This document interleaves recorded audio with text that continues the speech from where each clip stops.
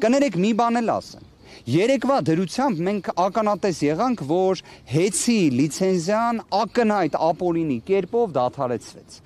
ՀՑԿՀ համապատասխան որոշման մեջ ինչ է ձևակերպվում։ Ասվում է, որ 3 ամիս ժամանակ կա, որ սեփականատիրոջ հետ բանակցեն։ 3 ամիս սեփականատիրոջ հետ բանակցեն, գնալու են Երևան կենտրոն քրեակատարողական հիմնարկում բանակցեն։ Անկեղծորեն եմ ասում, սա նման է որոշակի իմաստով ահաբեկչական գործողության։ Ահաբեկիչներն են ի վերջո պատանդ պահում մարդու։ Սա ինչ վարքագիծ է, այսինքն եթե գործընկերներ շատ հստակ ասեմ եւ ներողություն խնդրեմ ձեզանից։ Եթե մենք խոսում ենք իրավական process-ի մասին, այստեղ իրավական process չկա։ Այստեղ առաջին իսկ օրվանից իրավական process-ի նշույլ չկա։ Մենք ամեն անգամ պարզապես ելնելով նրանից, որ սա ի վերջո դատարան է կոչվում, այստեղ կա դատարանի շենք, բայց այստեղ բովանդակությունը արդարադատության կանխորոշվում է հայկական ժամանակի նյութով։ Իդեպ ես հաջորդ նիստից առաջ երևի թե խնդրելու եմ, որ գործընկերները կապ հաստատեն, փորձեն հասկանալ ինչ հրապարակում է լինելու, մենք էլ ըստ դրա մեր գործողությունները որոշենք, որովհետև իդեպ նույն հանրային ծառայությունները կարգավորող հանձնաժողովի որոշումը չկար, արդեն իսկ իշխանական լրատվամիջոցները ասում էին, որ զրկելու են լիցենզիայից։ Գործընկերները այդքան օր, այդքան ժամ ներկայացրեցին բովանդակային հակափաստարկներ։ Ինչ եղավ։ Եթե ձեզ հետաքրքիր է հիմքը, հիմք գոյություն չունի, հիմք չի կարող լինել։ Եթե ձեզ հետաքրքիր է արդյոք դատարանը տվել է համապատասխան որոշում, ոչ չի տվել։ Միաժամանակ ունենալ այն իրավիճակը, որը կար, Վճռաբեկ դատարանի որոշում, Վերաքննիչ քրեական դատարանի որոշում, միակ ձևակերպումը, որ օգտագործվեց դատարանի կողմից, որ քանի որ իրավիճակը իրավական առումով խրթին է դատարանի համար, դրա համար ինքը թող 2 ամիսը տա, դրանից հետո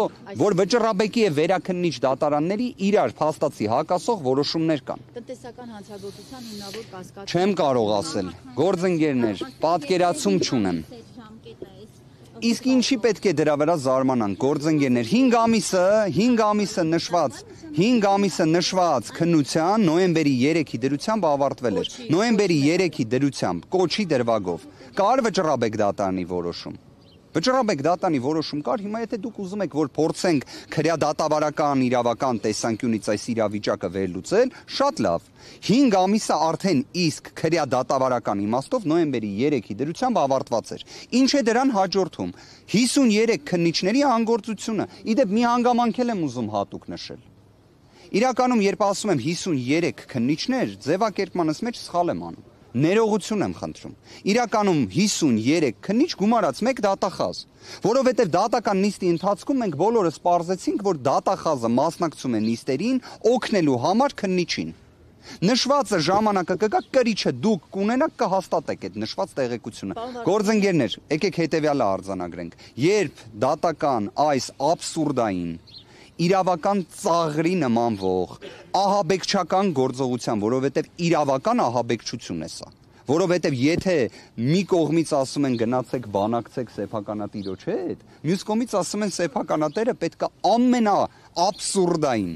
ոչինչ իրենից չենթադրող մեղադրանքով գտնվի կալանքի տակ, այն Վճռաբեկ դատարան օպերացիան, որը իրականացվեց, այդ աստիճան ստվերային արդարադատությունը, դուք պատկերացրեք դատախազը ինչ է պատասխանում նիստի ընթացքում, ասում է ես զանգել եմ գրասենյակ, գնացել եմ որոշումը ստացել եմ։ Հարցնում ենք դուք որտեղից գիտեիք, որ նոյեմբերի 13-ին որոշում պետք է լինի։ Ասում ես ամեն օր զանգում եմ գրասենյակ։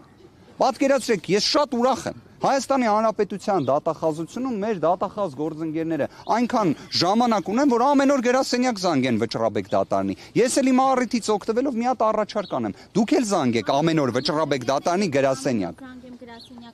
Այդ իդեպ այնքան Հա, իդեպ մի հատ ամեն օր զանգեք դուք էլ Վճռաբեկ դատարանի գրասենյակ միջդատական վարույթում գտնվող գործի դատական ակտի հրապարակման օր չիմանալու պայմաններում, որտեվ ինձ նոյեմբերի 13-ին իրազեկում են, որ նոյեմբերի 13-ին դատական ակտ է հրապարակվում, որն էլ ես ստանում եմ նոյեմբերի 14-ին, բայց դատախազը գիտի, որ նոյեմբերի 13-ին գնա գրասենյակից որոշում ստանա։ Էն էլ չկարողացանք պարզել, վերջը արձեռը նա ստացել թե այլ եղանակով է։ Կներեք գործընկերներ, ես ներողություն եմ խնդրում, դատական ակտը կլինի, հերթական իրավական ծաղրը այսօր արձանագրեցինք, իրականում վիրավորական աստիճանի, մարդ ով եկա Հայաստանի Հանրապետություն, հունիս ամսին, իր հոր 40-ին մասնակցելու համար, որից հետո դուք բոլորդ հայ առաքելական եկեղեցու հետևորդներ եք, հայ մարդիկ եք, ձեր ցավը տանեմ, երբ անձը հարազատ է կորցնում, առաջիկա նոր տարին իր մեջ խորհուրդ է պարունակում, այդ թվում գերեզմաններ գնալու, եւ նշված հանգամանքը դատական նիստի ընթացքում ներկայացվում է, քննիչը պնդում է միջնորդություն, որ մինչև հունվարի 18-ը Սամվել Կարապետյանը լինի անազատության մեջ, դատախազը պնդում է միջնորդություն, որ Սամվել Կարապետյանը մինչև հունվարի 18-ը լինի անազատության մեջ, եւ դատավոր Սարգիս Դադոյանը նշված հաստատում է, դրանից հետո բան չեմ ուզում հիմա խոսել։